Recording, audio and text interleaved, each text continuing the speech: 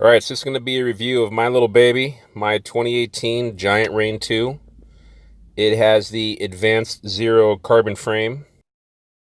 The suspension is provided by RockShox. It got the Yari RC up front and the RockShox Deluxe RT trunnion mount shock in the rear.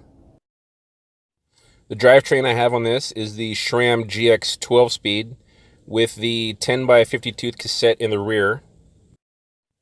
It has the Praxis Works 175mm cranks with a 30-tooth Praxis chainring.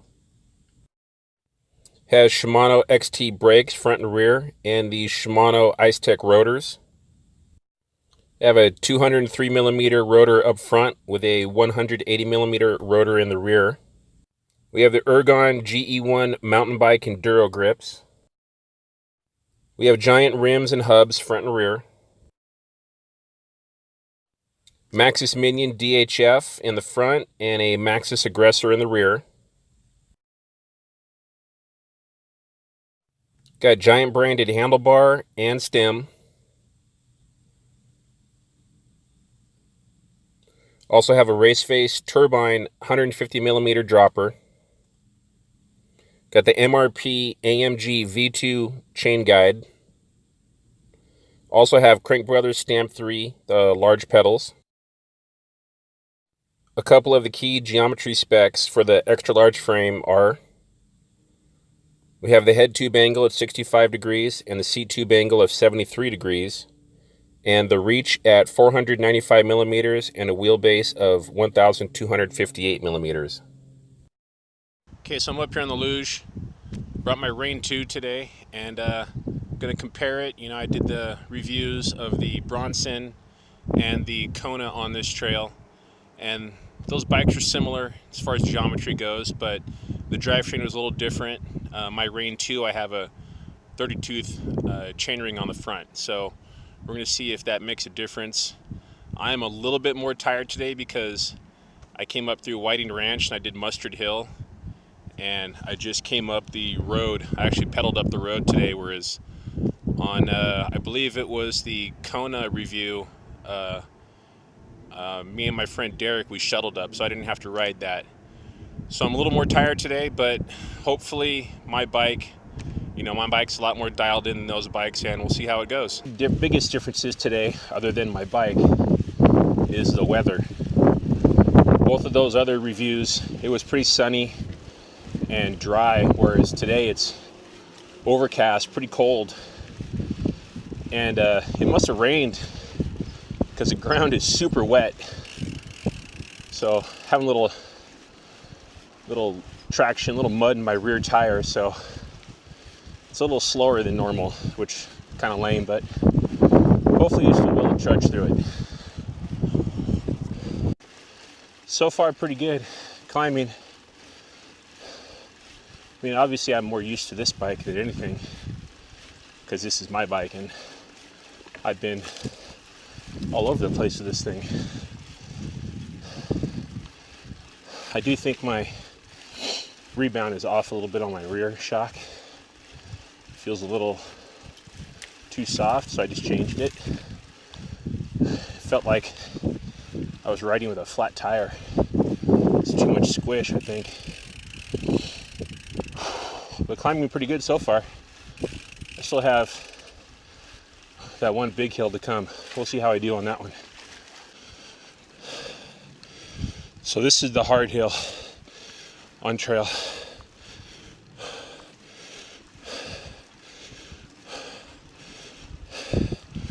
Still got a ways to go.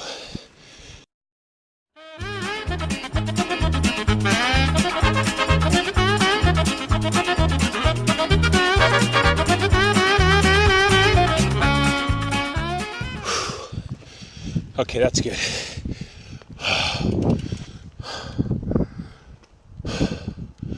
I made it about 2/3 of the way. Better than the other two bikes. All right, last part of the climb. And it's pretty much downhill the rest of the way. Doing pretty good. Of all the bikes I've ridden, I did the Kona, the Transition, the Bronson. I also did the Nomad. I've done SB6, a Yeti SB6. I did the Yeti SB100. What else? Oh, I also did the, what is it? The Switchblade. The Pivot Switchblade. This is definitely my favorite. My Rain. The two closest bikes I'd have to say are the Yeti SB6 and the Pivot Switchblade. The Switchblade was really good, super smooth, and I didn't know at the time it was a 27.5, or you could switch it to a 29er, which is pretty cool. Kind of like the what is it, the Scott 700, the Genius. But the Yeti is pretty close, if not better. The SB6, that bike was really good.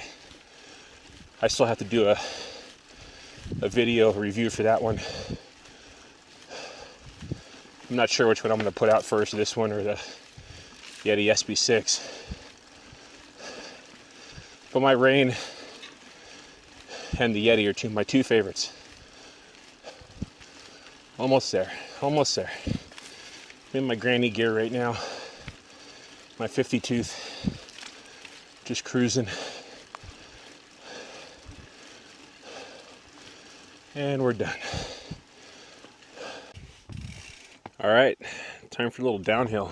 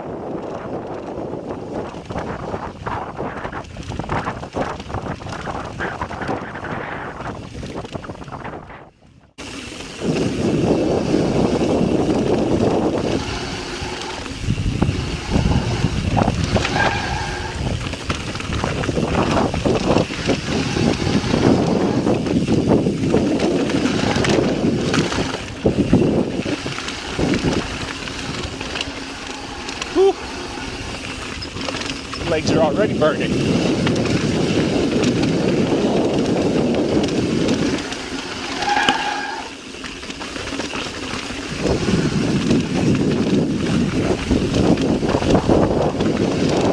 Hopefully my Strava timer hasn't started yet. We're going down the Luge. Rain 2. On a nice cloudy, cold, lonely day.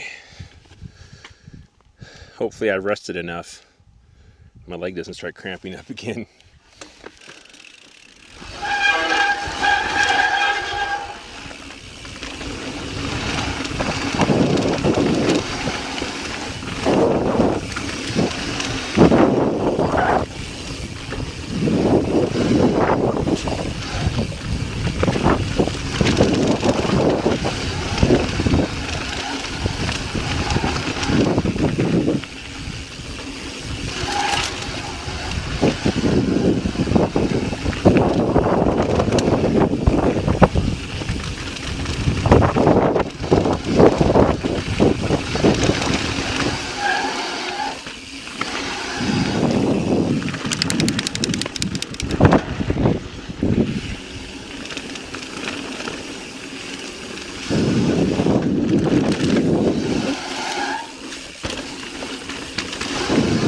Definitely some muddy spots.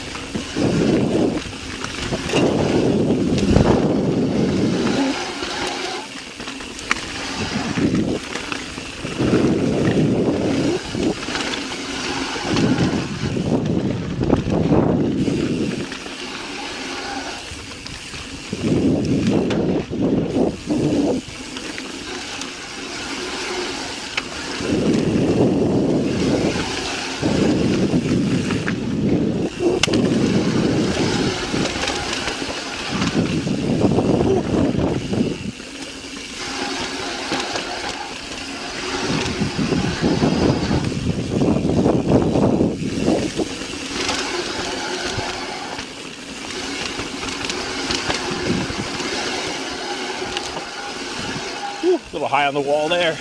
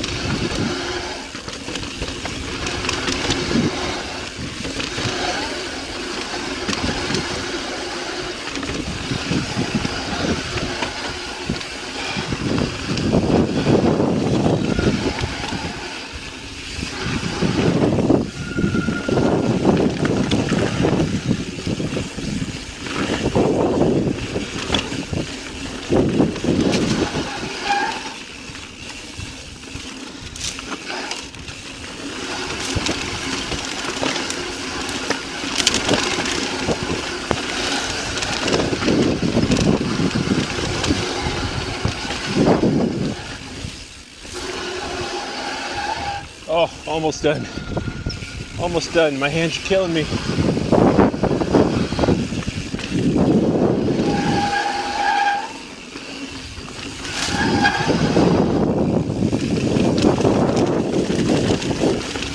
Alright, so the bike I'm reviewing today is, of course, my baby, my Giant Rain. It's got it right here in the background. We're going to go over a couple of points, how I felt about it, the initial feel, how I like it on climbing, it's great downhill, all those kind of things. So Giant warranties this frame to the original owner for the lifetime that you have the bike, which is great. Also with this product range, they have 4 different models of this bike, price range for the Rain 2, which is the aluminum frame with all of the entry-level components like the Shimano Dior drivetrain and the brakes and that kind of stuff. The Rain 2 comes in at $27.55. The next step up from there, which has better suspension, better drivetrain, would be the SX, and that one comes in at $4,080. Now, once you move into the carbon frames, the carbon frame, the Advanced 1, that starts off at $5,510, and then the top of the line, the Advanced 0, that has like the SRAM drivetrain and the XT brakes and all that kind of stuff with the carbon frame and the carbon wheels. That one is $8,365. So the initial feel of the bike was great. From the moment I got on this bike, it felt solid. The handlebars are 800 mil handlebars. The wheelbase on this bike is pretty long. It is 1,258 millimeters, and the reach, these are for the XL frame. The reach is 495 millimeters. I'm a pretty big guy, have longer arms, and the bike just felt really solid. It didn't feel too big, and at the same time it didn't feel too small. It just fit really well. Also, I was moving from 29ers down to 27.5s. All of the Rain models have 27.5-inch wheels, and it feels more playful compared to 29ers. I mean, 29ers are like wagon wheels now whenever I get on a bike with 29ers. The 27.5s just feel, you feel like you can just whip it around and get it into spots a lot easier than having to like roll wide with a 29er. Now climbing is always a huge point of contention for everybody, especially when you're talking about an enduro bike. I have ridden several enduro bikes. I've ridden a couple of trail bikes, and I actually just rode a cross-country bike a couple weeks ago in Orbea. And you know, like I said, I'm a bigger guy. I'm 6'2". I don't find there's a huge difference between climbing on an enduro bike as compared to a trail bike. You know, going from long travel to mid travel to short travel. It's all about how you fit on the bike. Now, sure, the steeper head tube angles on an enduro bike compared to like a cross-country bike, it's going to move your weight around as far as, you know, more weight on the front or more weight in the back. But you can always move those things around. You know, you can scoot your seat up maybe like a half an inch, and that's going to move your weight a little bit forward. Now, personally, I like climbing on enduro bikes. I've ridden several enduro bikes, you know, like the Nomad, what else? My Rain, you know, and I climb the same hills just as well, if not better, on an enduro bike as compared to like a trail bike or a cross-country bike. Because on a trail bike and a cross-country bike, you're so upright, the bike is so much more squished together, you know, wheelbase-wise, that I feel like I'm too high, whereas on an enduro bike, I could sit more comfortably, my arms are out, and if I'm going up a steep hill, I just scoot up on the seat a little bit. Now that's just for like the geometry. What I think is most important is the actual drivetrain. Do you have a large enough gear ratio to get you up that hill comfortably? Now, yes, we can all like stand up on our bikes and pump through a hill, but then by the time you get to the top, you're going to be dead. And I like climbing. I mean, it's not the greatest. I mean, I love downhill more. But when I first got this bike, it had the Shimano drivetrain on it. And that was I had a 30-tooth chainring in the front, and out back was a 10 to 42 tooth 10-speed cassette. Now that cassette was not enough for me to get up most of the hills that I climb around here. It wasn't enough gear ratio for me to get up those hills easily. Now I could do it, but I would have to take breaks. So what I've recently done is I switched to the SRAM drivetrain, the Eagle drivetrain, and now I have the same chainring in the front, but now out back I have the 10 to 50 tooth cassette, and it made a huge difference. I could climb almost all of the hills in my local area now without having to stop. There's still a couple, you know, they're pretty long and steep, but it made a huge difference. And just getting a feel for the bike and, you know, maybe turning down the compression on a shock here and there, especially on an enduro bike because your bottom bracket is so low, you definitely want to change on most of the bikes. You definitely want to change your rear shock to either the trail mode or full lockout, because if it's full open, your bottom bracket's going to be pretty low and it's going to be moving around a lot, which is going to affect your pedaling, even on my bike. So I usually lock it out or I put it into the trail mode, and it makes a huge difference. So one important thing I want to tell you is that if you do buy this bike and you want to switch, if you want to switch to an Eagle drivetrain, you have to change two things. First, you have to change the hanger that holds on the rear derailleur to the bike, because if it comes with a Shimano hanger, it's a different offset or whatever to switch to a SRAM. So you definitely have to change the hanger. Now the hangers only cost about 20 bucks. The big thing that you have to change, especially if you're going from a Shimano, the classic Shimano free hub, to the SRAM Eagle cassette. The SRAM Eagle cassette takes an XD driver, and you can't. It's difficult to get just the XD driver that will fit onto your wheel. You can, and you have to order it through Giant, and hopefully they have it in stock. If they don't have it in stock, you have one of two things you can do.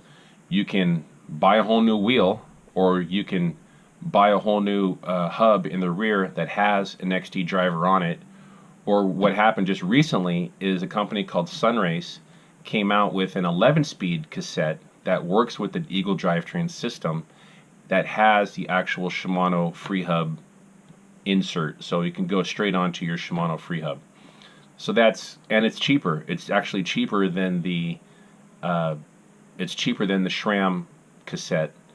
The Sunrace one I think is almost half the price, and they do have those at a Worldwide Cyclery. So it's a good way to go if you want to have more of a gear range. It's definitely a way to go. So one of the other major things that I changed on the bike is the bike came with Maxxis tires, and I love Maxxis tires. It had a shorty, the Maxxis shorty in the front, and a Maxxis High Roller 2 in the rear. Those two tires are probably great for like wet or muddy conditions. I live in Southern California. It's mainly hard pack with dirt or loose gravel on top, and those two tires, they worked, and I rode them for a while, weren't the best combination. I've recently switched. I have a Maxxis DHF in the front, and I just put on the Maxxis Aggressor in the rear. And that tire combination for here in Southern California is amazing. It rolls super smooth. I have a ton of traction now. My rear tire's not skipping all over the place. I have more rear tire bite, especially going down hills and going through a lot of those super deep dirt sections. So it's the two tires that come on it are great, but I would definitely recommend the DHF and the Aggressor if you plan on purchasing this bike, if you live in Southern California or if you have those types of conditions. So riding this bike downhill, this thing is I can't. It's amazing. It's hard to put into words. Like I've said, I've ridden several enduro bikes. The Nomad, Santa Cruz Nomad was really good. What else? The Pivot Switchblade, that bike was also really good. The Yeti SB6, which I haven't done a video on, that's coming up down the line. Those three other bikes were really good downhill. I still like my Giant the best, obviously. I've been able to, when you ride a demo, it's quick. You don't have a lot of time to mess with the suspension. But the Rain is great. It's super stable. It's playful where I want it to be with the smaller tires, 27.5-inch tires. The bars are nice and wide. I've gone down trails that I never would have imagined I'd go down, 6 months ago.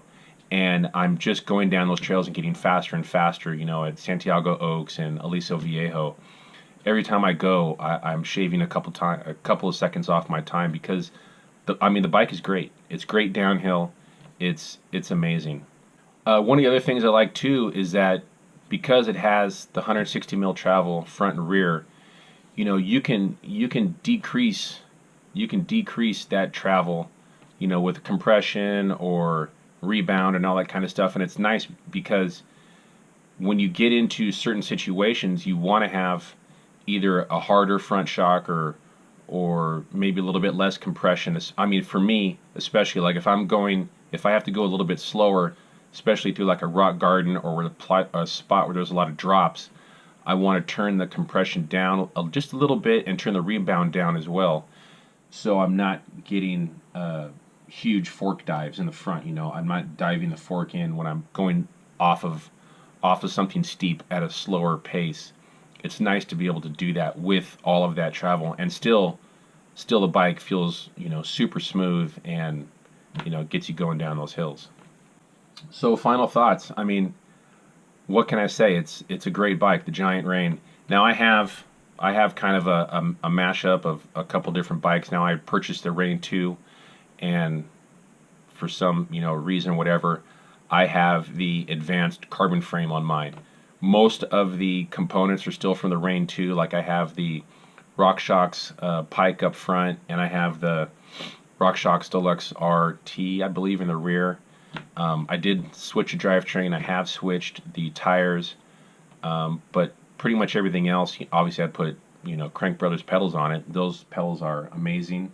I have a pretty large foot as well, and the Stam 3s are just great. It feels almost like I'm clipped in. There's so much traction.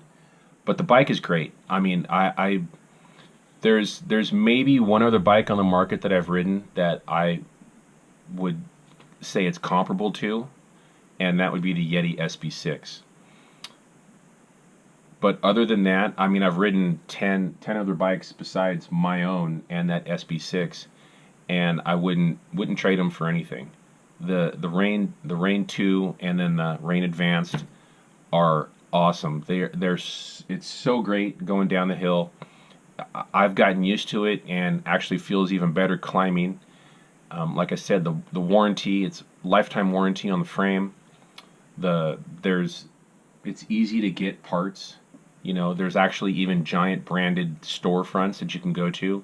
There's one maybe 30 minutes away from my house that I can go and actually get parts at. So all in all, it's great company, great bike. I mean, I love it. Like I said, I wouldn't sell this bike for anything. That's how much fun I have on it, and that's how much the bike wants to. The bike is forcing me to get better and to go down steeper things because I know it can. I know the bike can go down like Highline Trail, and it can go down, Waterfall Trail over in Santiago Oaks. It wants to go down those hills, and it just eats up all of that chunk and all of those steep sections, and it takes me along for the ride, and I love it, and it's a lot of fun. So thanks a lot for watching the video, and catch you on the next one. Thanks for watching my video. Please don't forget to give me a thumbs up and a like down below. Something else you can do to help me out would be to share, comment, and subscribe to my channel if you like what you've seen here today. Please click on one of these boxes up in the corners here. One will take you to my rides playlist, the other one will take you to a recent video, and always you can click on the logo in the center, the Urban Outdoorsman SoCal logo, to subscribe. Thanks a lot.